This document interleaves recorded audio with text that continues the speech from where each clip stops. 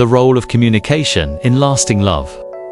Hey beautiful people, welcome back. Today, we're talking about something that's simple to say, but not always easy to do, something that makes or breaks relationships. That is, communication. It's not just talking, it's not just texting, it's not just arguing, but truly connecting through words, so that the love in a relationship can actually last. Because love isn't just about chemistry or shared music tastes, it's about how well two people can communicate and understand each other when it's hard, how they show up with their words when emotions are high, and how they build safety with every conversation. Why communication is the foundation of lasting love. Love needs words. Many of us were raised on the idea that love is all about feelings, butterflies, passion, the thrill. Something that either is or isn't what holds love together over the long haul. Isn't just how someone makes you feel, it's how well you communicate when things get real. But the truth is, love is also a practice, something you do. One of the most powerful ways to do love is by communicating it, saying, "I love you," offering reassurance, expressing appreciation, checking in. These are simple, everyday moments that help a relationship feel alive and secure. Too often, we assume our partner knows how we feel, but unspoken love can feel like absence. Never underestimate the power of words spoken out loud. Let's look at 5 foundational reasons why communication matters. 1. Communication builds trust. You can't trust someone you don't talk to. Every honest, small conversation is a brick in the wall of trust. When we hide things or go silent, love doesn't feel safe anymore. Trust is the bedrock of any lasting relationship. And trust isn't just about fidelity. It's about emotional safety. When we communicate honestly, consistently, and openly, we show our partner that we're reliable, that they can believe what we say, that we're not hiding or withdrawing. Trust grows when we say, "I'm hurt," instead of lashing out, when we admit mistakes, when we're willing to have uncomfortable conversations in service of clarity, not conflict. 2. It prevents unnecessary conflict.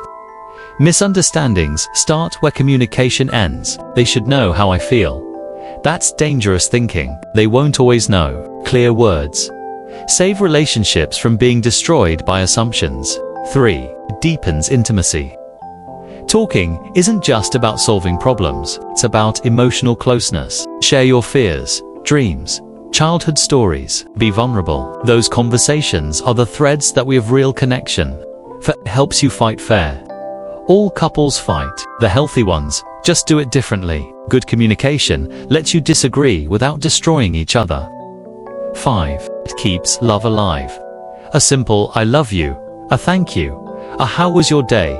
they matter. Words of appreciation are like water to a relationship. Never stop pouring them. Reflection. Moment 1. Take a second and ask yourself, when was the last time you truly openly expressed yourself to your partner? When was the last time you said what you really meant, instead of just hoping your partner would figure it out? Silence creates distance. What breaks most relationships isn't one dramatic moment. It's quiet disconnection, a slow drift that happens when people stop sharing, stop checking in, stop talking. Assumptions creep in, resentments build. Before long, two people who once shared everything now feel like strangers. Strong communication acts as a bridge. It keeps you connected even during stress, change, or disagreement. It says, "We may not have all the answers, but we're in this together." Conflict isn't the enemy. Poor communication is. Every couple argues. Every relationship faces tension. The difference between couples who last and those who fall apart is how they communicate during conflict. Healthy communication means listening without interrupting, expressing how you feel without blame, taking responsibility when needed, seeking resolution instead of victory. It means shifting from you versus me to us versus the problem. When communication is kind, direct, and respectful, even tough conversations become opportunities to grow closer. Emotional intimacy comes from honest sharing. Beyond logistics and problem solving, communication is how we share our inner world, talking about fears, dreams, memories, insecurities. This is how emotional intimacy is built. Think about it. How do you really get to know someone? Through stories, vulnerability, late-night talks, and tell me how you really feel moments. Emotional intimacy doesn't just happen by accident. It's created when both people are brave enough to be seen and gentle enough to listen. Types of communication in a relationship. Let's break down different types of communication and how they show up in love. 1. Verbal communication. What you say, the tone you use, the choice of words. Be kind, even in frustration. Speak love, even in correction. Use I statements. Oh, you never listen. Oh, I feel unheard when I'm talking, and there's no response. Non-verbal communication. Your body language, eye contact, gestures, can say I'm fine, and still scream I'm upset with your face. Be aware of your non-verbal cues. They often speak louder than words. 3. Digital communication. In today's world, texting is part of love. Tone is easily misread. Emojis help, but nothing beats voice or face-to-face. Don't resolve deep conflicts over text. Relationship deserves more presence. 4. Emotional communication. Can you name your emotions out loud? Instead of I'm mad, try I feel hurt and I'm afraid I'm not being heard. Emotional literacy is essential. It allows your partner to meet your needs. 5. Intimate communication. This isn't just about sex. It's about sharing your soul, talking about your needs, fears, past trauma, boundaries. All of that is intimacy. How to communicate better in love. Let's get practical here. Here are tools you can use today to make your communication stronger. 1. Practice active listening. Don't just listen to reply. Listen to understand. Make eye contact. Nod. Reflect what they say. So what I hear you saying is to ask clarifying questions. Don't assume, ask. Can you explain what you meant by that? Can prevent a whole argument. 3. Set a time for deeper conversations. Don't unload deep stuff at midnight or when they're rushing out the door. Say, hey, can we talk about something important after dinner? 4. Avoid the 4 C's during conflict. Criticism, contempt, commanding, cutting off. Use kindness, not condescension. 5. Reaffirm your love during conflict. Try saying, I'm frustrated, but I love you, and I want to work through this. Disarms tension and reminds both of you what matters. 6. Speak your love out loud. Say, I love you. Say, I appreciate you.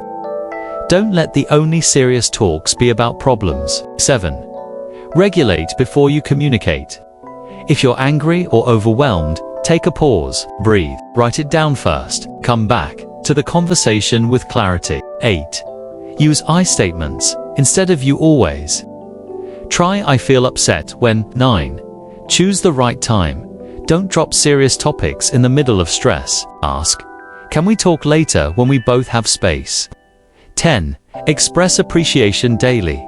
Say thank you, I see you, I love the way you handled that. 11. Create regular check-ins, weekly or monthly moments to say, how are we doing? Reflection moment 2. Think back on the last disagreement you had with someone you love.